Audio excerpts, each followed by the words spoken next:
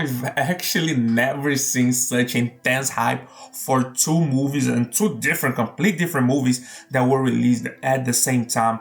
We're talking, of course, about Oppenheimer. We're talking about Barbie. I've just watched both of those movies, but this review is going to be about Oppenheimer. Just, you need to calm down because the Barbie review is coming out, but Oppenheimer is the one I'm going to talk about. Such a fantastic movie, such a huge movie with fantastic production, fantastic cast. I might talk about spoilers, and of course, this is just the beginning. Is a spoiler-free review, so feel free to check it out if you want to see the movie, if you want to know if the movie is actually good and if their expectations are going to be met.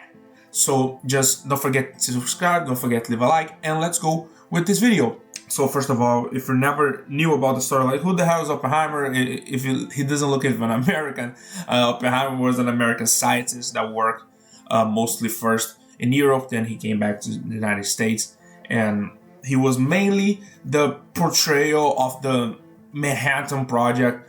And the movie is gonna go in this path, but mostly he's gonna develop his story, because if you didn't think about it, the movie is called Oppenheimer. It's not the Manhattan Project. Of course, they talk about the Manhattan Project, which is the main theme of the movie, but he mostly talks about Oppenheimer's life. So don't forget, this is not a movie about the atomic bomb. It is a movie about Oppenheimer. So you're gonna go through all of his life aspect, all of his friends, his family, all of his ideas, and of course, mainly about atomic bomb as well. But there were some things that I wasn't expecting in this movie, not in a negative way.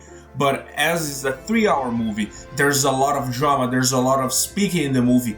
But as Nolan is a fantastic director, he managed to make the movie a fantastic pace and fantastic dialogue. Of course, the script is just fantastic, and with his style of directing just makes things so smoother. Of course, when you make this style, it is not a boring movie at all. It makes it dynamic, and of course the story itself is just so interesting that you just want to hear it for on and on and on. And I think this is a fantastic point for this movie. And of course, the performances are a spectacle on its own. Like, just what the actors did in this movie was just fantastic. The cast was like stacked. We got, of course, Cillian Murphy as Oppenheimer. Jesus Christ, like, he appeared almost every scene of this movie. He was just phenomenal. Of course, I never seen an interview of Oppenheimer to see if it was actually like the one. But as the king of the performance itself is just fantastic. One actor that I surprised as a great performance, and of course a lengthy performance in the movie. I thought it was going to appear at some small point, but he appeared a lot, which was Robert Downey Jr. He was appearing as Louis Strauss. He was phenomenal. He appeared mostly in those black and white scenes. I'm going to talk about it a little bit more later in the spoiler section, but this performance of him was just spectacle on his own. We have, of course, Emily Blunt as Robert Oppenheimer's wife. She was also phenomenal. We have so many fantastic actors, of course.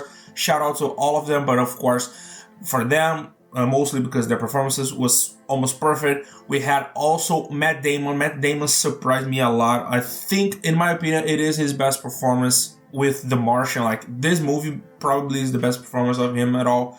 And of course, we got some performances surprises. Of course, we have Casey Affleck appearing, which is Ben Affleck's brother. We got Gary Oldman appearing in the movie. I think this was fantastic. And of course, we have so many other actors that appeared that I need to, give a shout out. We have, of course, Jason Clarke appearing. He was one of the best actors here, hands down. And I'm gonna talk a little bit more about the movie. And I think as the VFX aspect of the movie, I think some people might expect more VFX, but I think it needs to be realistic. As I said, the movie is about Oppenheimer's life. So Oppenheimer's life, major in terms of real life and in terms of his personal life and his aspect of his political life as well, which is very important.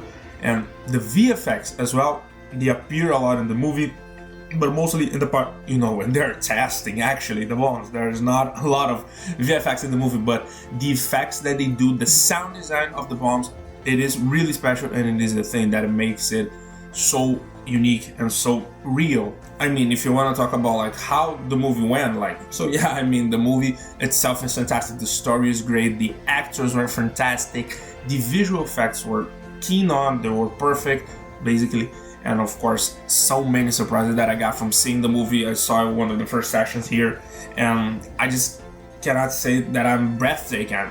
I'm breathtaking about this movie. The movie was great, and I might take it like the review for me is 0 out of 10. I might give it a 9. I'm gonna give it a 9. It's almost perfect. I had some flaws with it.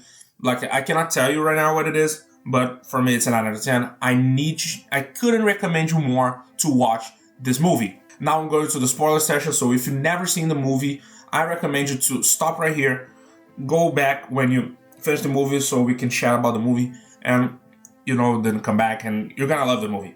So I wouldn't like to spoil anything for anyone. So first of all, the plot of the story, how the movie was built. Basically, the movie divides itself as, first of all, when you have Oppenheimer living his life, everything else, and then it divides throughout the history, like the chronological order. He comes back as interrogations of guys from the government. They're talking about like if he was a communist spy or not. And it was kind of interesting because I didn't know this aspect of his life, because he was more of a leftist. His friends were all leftists, his wife. So at this aspect of the it wasn't the Cold War yet. It was like a pronounce of the Cold War. So in the Second World War, we have problems, of course, with the Russians, and we have problems, of course, with the Nazis. And of course, with this aspect of the fascist rising, we have, of course, a lot of people in the United States liking the socialists.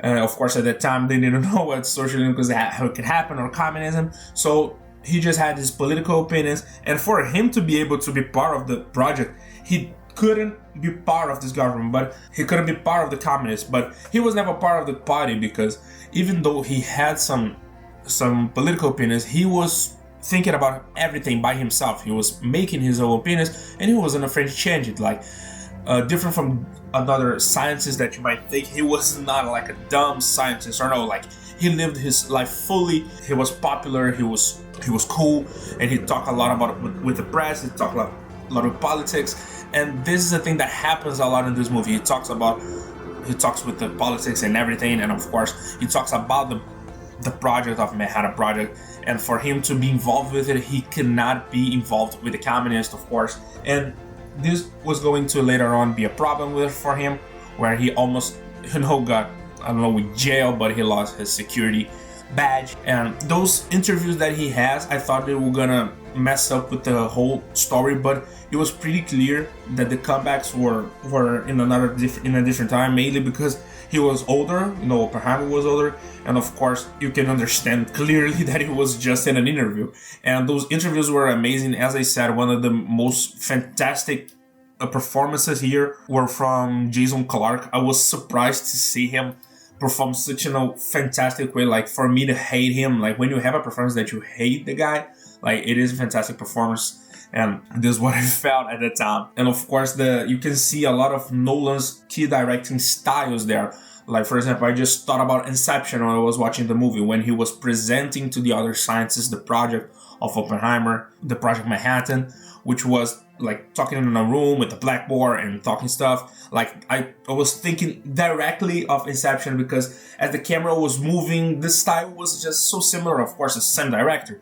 And it is a way of making the pace of the movie better and making us, stick to the story. And of course, making the camera go like straight to your face, so you could focus directly on what the guy was saying. Like, this style of directing and the cinematography itself, it is phenomenal. The movie has those huge scenes, of course, when they go to Los Alamos, when they are trying to build the bomb. So you have a lot of good cinematography of the desert, of the city that it was built.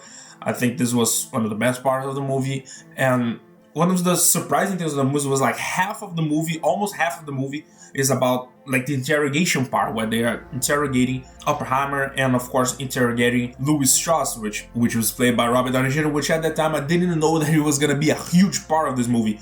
And I surprised myself in a positive way, because Robert Downey Jr.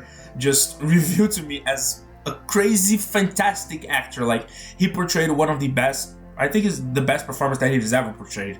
And having him doing that was something phenomenal. And his performance, of course, and his hate towards Oppenheimer, he was very well built.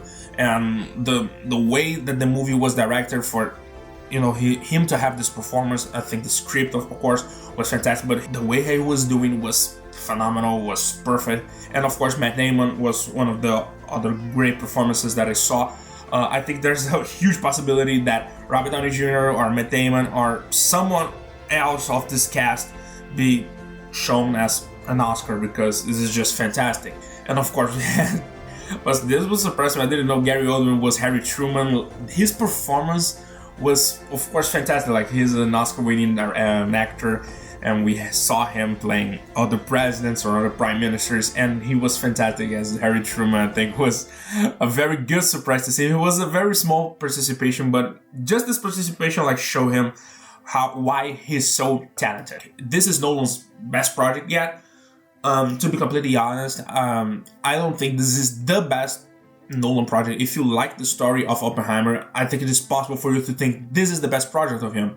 And I'm not being naive of thinking that, because it is a very, very good movie, mainly because of the plot of the movie, which is so fantastic. The directing is great, so you don't lose the pace of the movie throughout the whole movie. Basically, the pace stays practically the same, because, as I said, the style of directing of him is just so unique that makes it happen. We have fantastic actors that portray their roles almost through perfection, and you have different movies of Christopher Nolan. Christopher Nolan, I think, is my favorite director. So thinking about this best project of him, I think my favorite movie from him. I'm not considering Batman here. I think Interstellar is my favorite movie, and one of my favorite movies ever. And I think this movie just stays just one step behind him. I think this movie is just fantastic. Everything in this movie is perfect. I just have some little flaws, so 9.5, as I said. It has to be a fantastic movie. I think the movie could have, explored more things related to the war and less with the interrogation part, just for me. Instead of that, the movie was fantastic, and if you've seen it, it's gonna be your favorite, probably. Yeah, I think that's it. For the review. So thank you guys so much for watching this review. I will definitely see you guys on the next video, on the next review. So goodbye and peace.